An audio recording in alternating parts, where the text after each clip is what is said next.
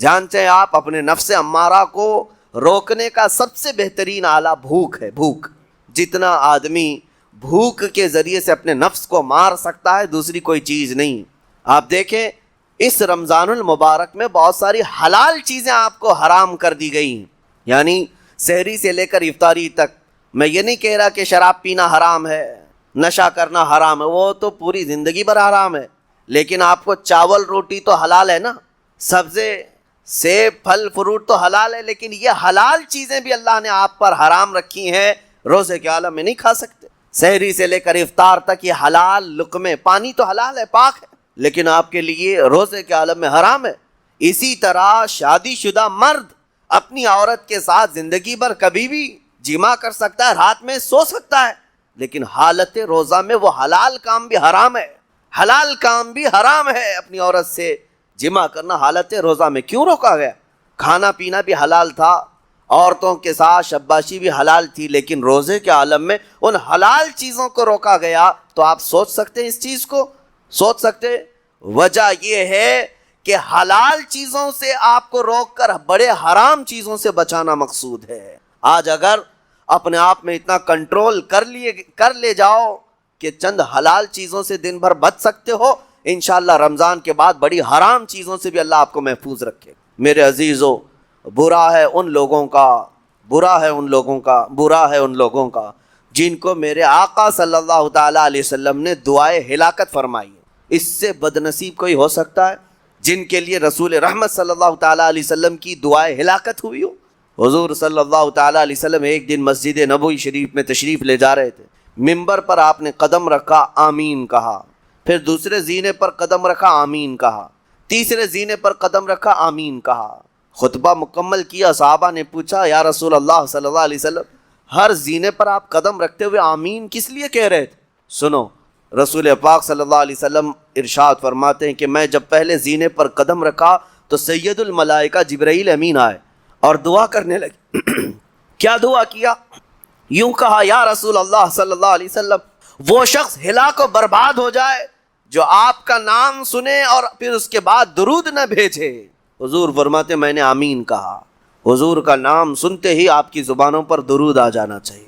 اللہم صلی علی سیدنا محمد وآلہ وصحبہ وبارک وسلم.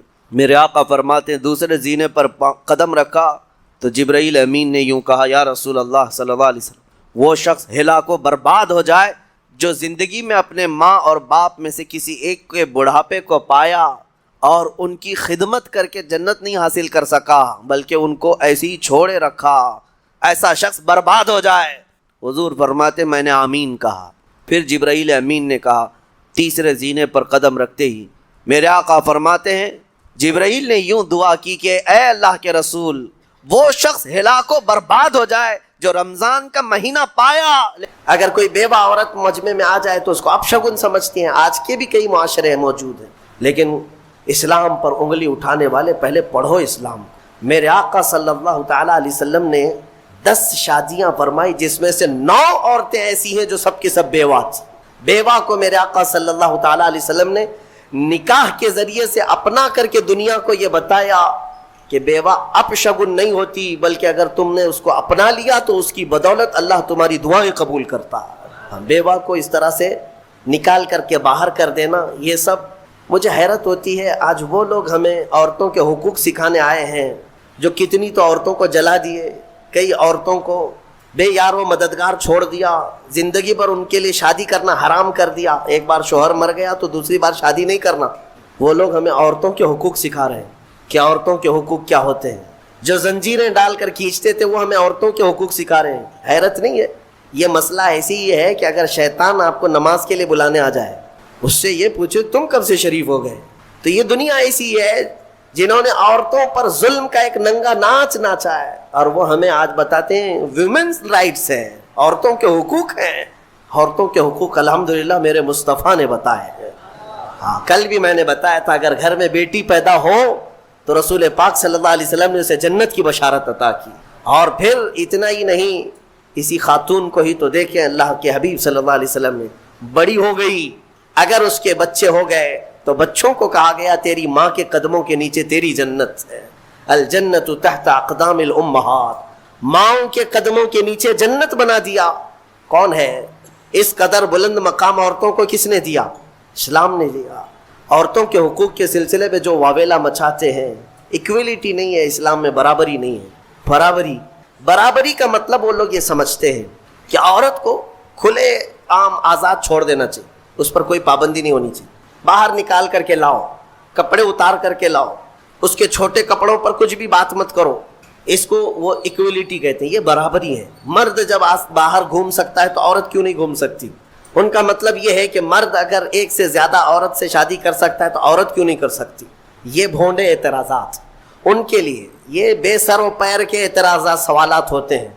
मैं उनको एक अच्छा मशवरा देता हूँ, औरतों से बराबरी करना है, जाहिर सी बात है, बराबरी हर चीज़ में होनी चाहिए, हर चीज़ में होनी चाहिए। औरतों के साथ बराबरी करने में शादी कर लो, एक साल बच्चा वो जनेगी, दूसरे साल तुम बच्चा जनो, एक साल वो हमल की तकलीफ उठाएगी, दूसरे साल तुम हमल की तकलीफ उठाओ। भाई सारी तकलीफें औरत को ही क्यों? हो सकता है, ये पॉसिबल है।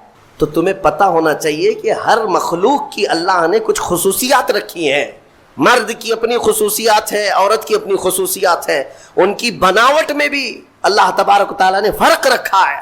मर्द के हाथ औरत के हाथ की तरह नहीं, मर्द का जिस्म औरत के जिस्म की तरह नहीं, सारी चीज़ों में फ़र्क मौजूद है। इसीलिए कुरान ने मर्दों को कमाने का हुक्म दिया और औरत को उमूर खानादारी और बच्चों की तरबियत का हुक्म दिया। जिसकी जैसी कैटेगरी है वैसे इस्लाम ने हुक्म दिया। इस चीज़ को लेकर के ये इस्लाम पर एतराज़ात करते हैं। आज पाकिस्तान की सड़कों पर कुछ औरतें बैनर लेकर के उतरी और उस बैनर पर यह लिखा हुआ है कि मेरा जिस्म मेरी मर्जी, कि हमें आज़ाद छोड़ दिया जाए, चार दीवारी हमारा घर नहीं है, पूरी दुनिया हमारी है। ये वो जानवर औरतें हैं जिन्हें जंगल चाहिए, जंगलियों की तरह से वो ज़िंदगी जीना चाहती हैं। ये सारे ख़यालात किसने इनके जहनों में डाले? ये वही दुनिया जो हमारे माशरे को तबाह बर्बाद करना चाहती है। मैं अपनी बच्चियों से कहना चाहता हूँ, इनके मीठे चपड़े नारों में मत आना, ये तुम्हें कहीं का नहीं छोड़ेंगे। आज जाओ यूरोप को जाकर देख लेना, अमेरिका को जाकर देख लेना, वहाँ पर पूरा निज़ाम दरहम बरहम है। जो पॉश कहते हैं ना, वो सिर्फ़ और सिर्फ पैसे में पॉश या फिर अय्याशी में पॉश नज़र आते हैं। अखलाक जो इंसान के हैं वो मर चुके हैं। परसेंटेज के एतबार से देखा जाए तो अब मैं एग्जैक्ट नहीं बता पाऊँगा, लेकिन बहुत ज़्यादा परसेंट ऐसा है कि वहाँ शादी का निज़ाम ही ख़त्म हो चुका है। शादी का निज़ाम ही नहीं। लड़का किसी भी लड़की के साथ ज़िंदगी गुजारता रहे, बच्चा हो जाए, दो हो जाए, उसके बाद दोनों कहते हैं अब शादी कर ले हम लोग। एक दो बच्चे होने के बाद प्लान करते हैं कि शादी कर लिया जाए, उस वक्त तक शादी ही नहीं होती। अगर अंडरस्टैंडिंग ठीक रही तो आगे शादी कर लेंगे 2 बच्चे के बाद, नहीं तो फिर छोड़ करके फिर किसी और के साथ। वहाँ के अक्सर बच्चों को ये पता ही नहीं उनका असली बाप कौन है। 2-2, 3-3 के साथ इस तरह की ज़िंदगियाँ गुजरती रहीं। मेरा दीन ये नहीं है। मेरे दीन की खुसूसियत ये है कि इस्लाम नस्ब की हिफाजत करता है, नस्ब की हिफाजत करता है। आपको पता है इस्लाम का ये जो निज़ाम है, एक अंग्रेज़ ने कहा, उसने रिसर्च करके कहा, औरत को अगर किसी ने तलाक दे दिया, तवज्जो चाहता हूँ, अगर किसी ने तलाक दे दिया तो उसकी इद्दत क्या है? वो औरत दूसरे मर्द से अगर निकाह करना चाहे तो कब करेगी? इधर फौरन जैद ने तलाक दे दिया, दूसरे दिन दूसरा शादी कर सकता है? इद्दत है ना, आपको पता है इद्दत क्या है? इद्दत क्या है? 3 बार औरत की माहवारी आ जाए, तलाक के बाद 3 बार औरत का हैज़ आकर ख़त्म हो चुका हो, 3 बार हैज़ आया और 3 बार वो पाक हुई, तब उसकी इद्दत ख़त्म हो गई। अब वो चाहे तो किसी और से निकाह कर सकती। ये तरीक़ा है शरीयत इस्लामिया में। ये क्यों रखा गया? एक दानिश्वर है, बड़ा पढ़ा लिखा आदमी है, लेकिन इस्लाम से उसका ताल्लुक़ तो नहीं, मुसलमान नहीं है। उसने कहा, मुझे इस बात पर बहुत हैरत हुई जब मैंने ये देखा इद्दत का क्या मसला है, इसमें क्यों रखा गया?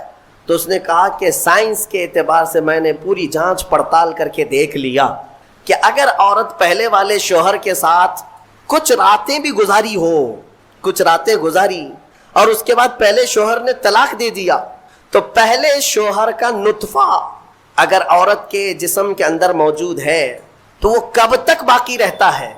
तो साइंस कहती है 3 بار عورت کو اگر ماہواری آ گئی تو پہلے والا سارا نطفہ پاک ہو چکا ہوتا ہے، پہلے والے کا کچھ بھی ذرہ بھی باقی نہیں رہتا، اب وہ پوری مکمل کلین ہے، تب جا کر کے وہ دوسرے شوہر کے لیے تیار ہے، دوسرا نکاح کر سکتی ہے۔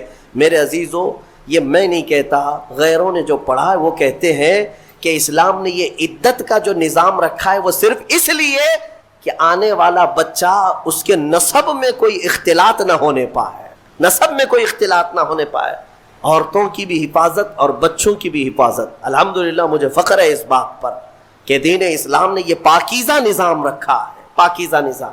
آپ کو پتا ہے آج دنیا یہ سارا نظام درہم برہم کرنا چاہتی ہے۔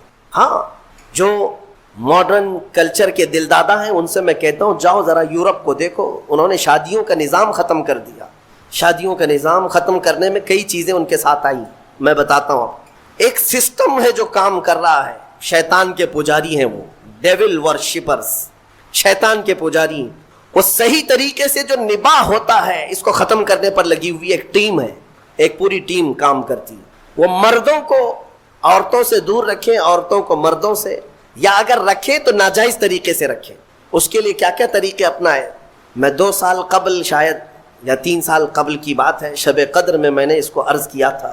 پورا نظام جو یہ معاشرتی جو نظام ہے، ازدواجی جو نظام ہے، اس کو مار ڈالا ہے یورپ کے کئی کلچرز نے۔ کیا کیا جانتے؟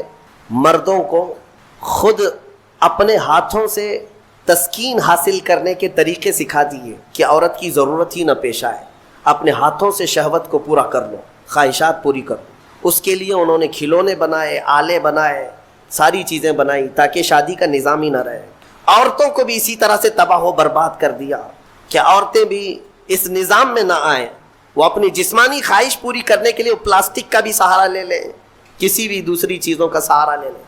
میں نے جب یہ پڑھا کہ باہر کئی جگہ پر مارکیٹ میں باضابطہ سلیکون کی پوری عورتیں ملتی ہیں، پورا کا پورا مرد ملتا ہے، سلیکون ایک ربر ٹائپ کا، اس کا پورا خوبصورت مرد بھی بنایا جاتا ہے، خوبصورت عورت بھی بنائی جاتی ہے، تاکہ جسے اپنی جسمانی خواہش پوری کرنا ہو تو ان کھلونوں کے ساتھ پورا کر لے اور اپنے آپ کو تباہ و برباد کر لے۔ ہوگا کیا اس سے؟ یہ نظام ختم کرنا ہے ان کو کہ ازدواجی نظام ہی نہ رہے، نہ بچے ہوں، نہ صالح معاشرہ ہو، نظام ختم کرے۔ بہت لوگ اس میں تباہ و برباد ہو چکے، یہ سلیکون کی گڑیا اور گڈے بنائے گئے، ان کی زندگیوں میں داخل کیے گئے۔ یہ ہٹ گیا تو پھر ان لوگوں نے کئی ملکوں میں LGBT کمیونٹی کو متعارف کرایا۔ یہ کیا ہے؟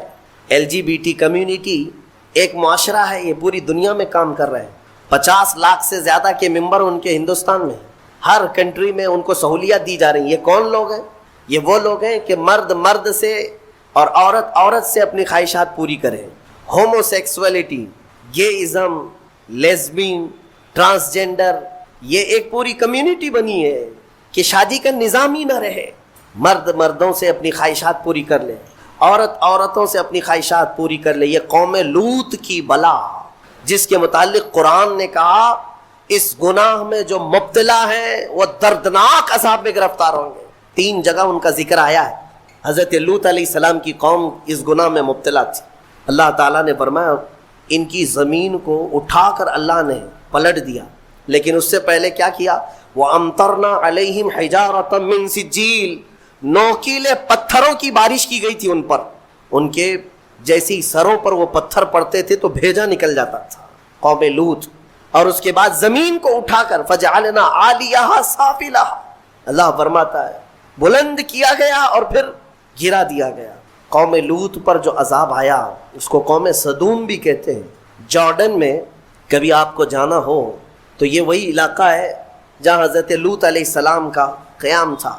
میں نے خود سفر کیا، تقریباً 150 سے 200 کلومیٹر تک گاڑی چلتی رہے تو صرف اور صرف کالے کالے پتھر ہی ہیں، عجیب قسم کے پتھر ہیں، دیکھو تو ڈر لگے۔ آج بھی نہ کوئی آبادی ہے، نہ کوئی گھر ہے، نہ کوئی درخت ہے، کچھ نہیں، بہت دور تک صرف کالے کالے پتھر پڑے ہوئے ہیں۔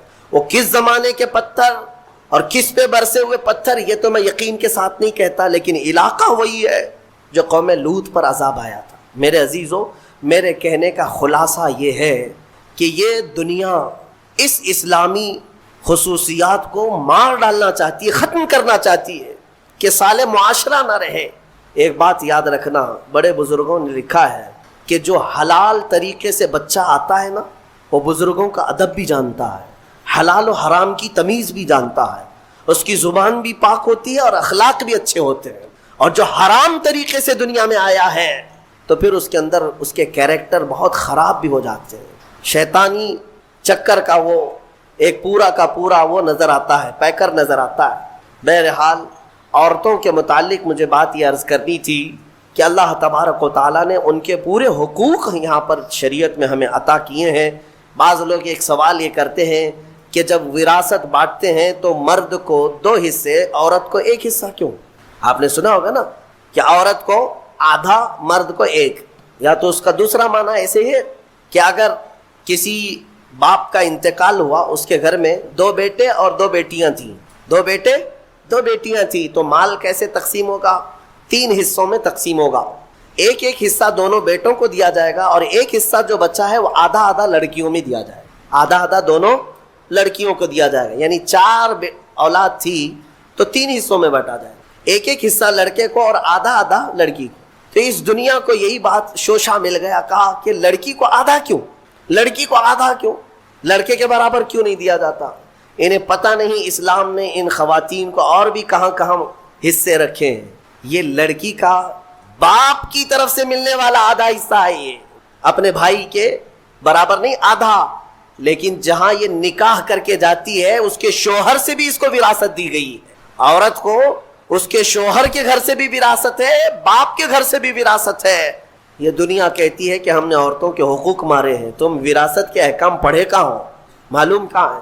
عورتوں کو مکمل پورے تحفظات کے ساتھ شریعت نے حقوق عطا کیے ہیں۔ بہرحال اللہ تبارک و تعالی ہمیں سمجھ عطا فرما ہے۔ یہ سورہ نساء کے متعلق جو باتیں تھی وہ عرض کیا۔ ایک بات میں آپ کو بتا دوں، قرآن پاک نے فرمایا وَإِنْ خِفْتُمْ شِقَاقَ بَيْنِهِمَا۔ اکثر ایسا ہوتا ہے کہ شوہر بیوی میں جھگڑے ہوتے ہیں، اور ان جھگڑوں کا ذکر قرآن میں جب آیا ہے کہ اگر تمہیں خوف لگتا ہے کہ دونوں میں نہیں نبھ پائے گا، دونوں جم نہیں رہی ہے، شوہر کی بیوی کے ساتھ، بیوی کی شوہر کے ساتھ، کئی زندگیاں ایسی ہیں روز لڑائیاں، روز جھگڑے، یا پھر آگے نہیں چلنے جیسی صورت بنتی ہے، تو کیا کریں؟ اللہ فرماتا ہے فَبْعَثُوا حَكَمًا مِّنْ أَهْلِهِ وَحَكَمًا مِّنْ أَهْلِهَا۔ اللہ تعالیٰ نے فرمایا عورت کی طرف سے ایک سمجھ بوجھ رکھنے والا آدمی آئے اور مرد کی طرف سے بھی ایک سمجھ بوجھ رکھنے والا آدمی آئے۔ إِن يُرِيدَا إِصْلَاحًا يُوَفِّقِ اللَّهُ بَيْنَهُمَا۔ اگر دونوں خاندانوں سے ایک ایک آدمی بیٹھ گیا اور ان دونوں کی نیت اصلاح کی ہے تو رب فرماتا ہے اللہ ان کے دلوں میں محبت پیدا کرے۔ ہاں، یہاں تو لڑکی کی اماں پہلے سے بیٹھی ہوئی نہیں، طلاق ہی چاہیے، میری بیٹی کو واپس بھیجو گھر۔ اصلاح کی نیت کا ہے۔ آدھی لڑکیوں کے گھر کو توڑنے میں ان کی ماؤں کا ہی ہاتھ ہے، زبردستی کا۔ میرے عزیزو، شادی کے بعد ایک زندگی جو ہے یہ کیسی ہے؟ شوہر اور بیوی دونوں کو قرآن نے کہا ہن لباس لکم وانتم لباس لہن۔ عورتیں تمہارے لیے لباس ہے اور تم عورتوں کا لباس۔ لباس سمجھتے ہیں نا کیوں پہنا جاتا ہے؟ لباس بدن چھپانے کے لیے پہنتے ہیں، ٹھنڈی گرمی سے بچنے کے لیے پہنتے ہیں۔ تو تم عورتوں کا لباس ہو، اس کا مطلب یہ ہے کہ عورتوں کے عیبوں کو تم چھپاؤ گے اور تمہارے عیبوں کو عورتیں چھپائیں، ایک دوسرے کے عیب کو باہر نہیں نکالے۔ اور اسی طرح عورتوں کی تکلیف آئے تو تم سہارا بن کر کھڑے ہو جاؤ، اور مرد کی تکلیف آئے تو عورت سہارا بن کر کھڑی ہو جائے۔ ماں خدیجۃ الکبریٰ رضی اللہ تعالی عنہا کی زندگی کو دیکھیں، حضور پاک صلی اللہ تعالی علیہ وسلم سے جو وفا تھی، محبت تھی۔ اللہ حضور غار ہرا سے جب اترتے، دوپہر کا وقت ہو، غار ہرا 3000 فٹ اونچا پہاڑ ہے، حضرت خدیجہ اپنے گھر سے باہر آنگن میں کھڑی ہوتی تھی، گزرنے والے کہتے خدیجہ حضور پاک صلی اللہ تعالیٰ علیہ وسلم تیرے شوہر آ رہے ہیں، ابھی وقت لگے گا، جب تک تو چھاؤں میں بیٹھ جا۔ حضرت خدیجہ کہتی ہے میرا دل گوارا نہیں کرتا، میرے سرتاج دھوپ میں اتر رہے اور میں چھاؤں میں بیٹھی رہوں، جتنی دیر میرے رفیق حیات صلی اللہ علیہ وسلم دھوپ میں اتر رہے ہوں اتنی دیر میں بھی تو دھوپ میں کھڑی رہوں۔ حصے داری اس کو کہتے ہیں، پارٹنرشپ یہ ہوتی ہے، شریک حیات اس کو کہتے ہیں، لائف پارٹنر یہ ہے۔ حضرت خدیجہ کا جب انتقال ہوا، میرے آقا کو اتنا غم ہوا، اتنا غم پورے سال کا نام رسول پاک نے عام الحزن رکھا، یہ غم کا سال ہے جس سال ام المومنین کا انتقال ہوا۔ اور وہ عجیب لمحہ تھا جب سیدہ کائنات فاطمۃ الزہرا سلام اللہ علیہا حضور کی بارگاہ میں تھیں۔ چھوٹی عمر تھی جب حضرت خدیجہ کا انتقال ہوا، حضرت فاطمہ بہت چھوٹی تھی۔ حضور پاک صلی اللہ علیہ وسلم نے بلایا، حضرت فاطمہ سے محبت کیا اور کہا فاطمہ تیری ماں کے انتقال سے پہلے تیری ماں نے کچھ کہا تھا، کوئی خاص بات جو مجھے نہ کہی؟ حضرت فاطمہ کہتی ہاں ابا جان، اماں نے انتقال سے ایک دن پہلے مجھ سے کہا تھا فاطمہ اگر میں مر جاؤں، اگر میرا انتقال ہو جائے تو میرے کفن کے ساتھ تو اپنے بابا جان کا جبہ بھی رکھ دینا، اپنے بابا جان کا جبہ میرے کفن کے ساتھ رکھ دینا، میری قبر میں رکھ دینا۔ حضرت فاطمہ روتے ہوئے کہتی ہیں یا رسول اللہ اماں کی ایک خواہش تھی۔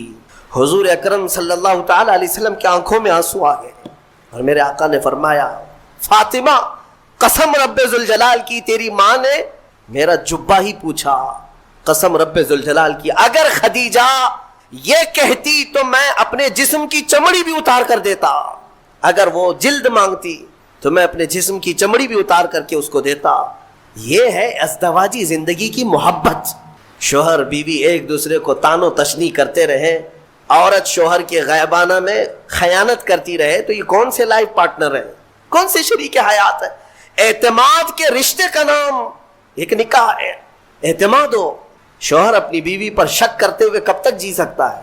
عورت اپنے مرد پر شک کرتے ہوئے کب تک جی سکتی ہے؟ شک کی دیوار ایسی خطرناک ہے جس کا علاج بھی نہیں بلکہ یہ زندگیاں توڑ دیتی ہیں۔ قرآن کہتا ہے اگر دونوں میں اصلاح کا ارادہ ہے تو اللہ دونوں میں محبت پیدا کرے۔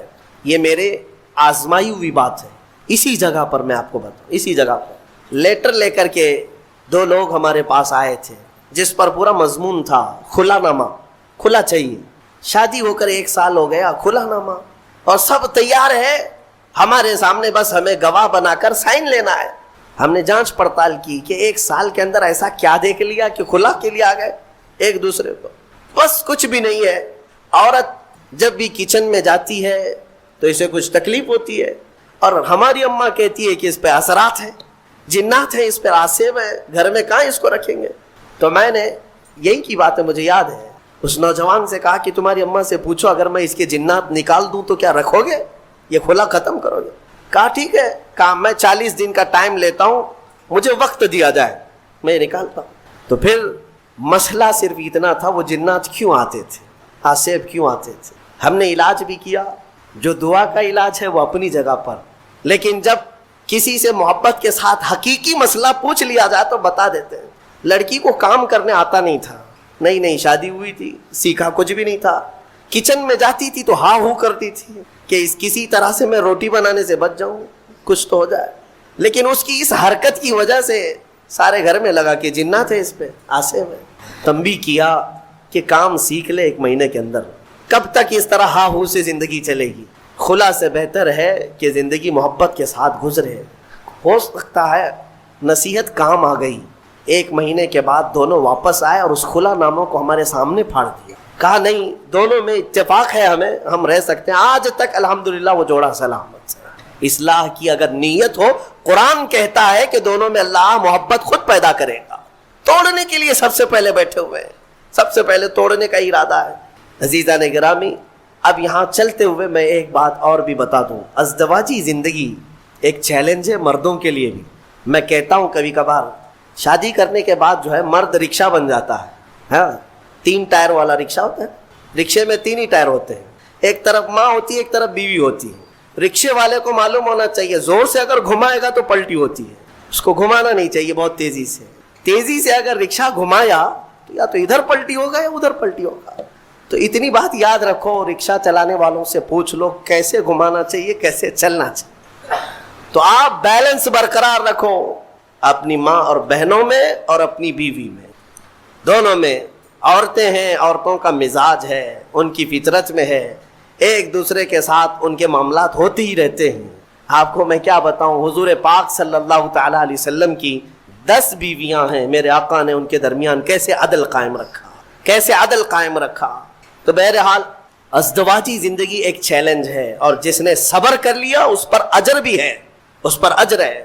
حضور پاک صلی اللہ تعالیٰ علیہ وسلم کی حدیثوں کا ایک مفہوم یہ بھی ہے کہ عورت ٹیڑھی پسلی سے پیدا کی گئی، اسے تم پورا سیدھا کرنے کی کوشش نہ کرو ورنہ یہ ٹوٹ جائے گی۔ تم اسے فرشتہ دیکھنا چاہتے ہو، عورت کو ہر مرد یہ چاہتا ہے اتنی پاک ہونا چاہیے، اتنی پاک ہونا چاہیے، خود ناپاک رہے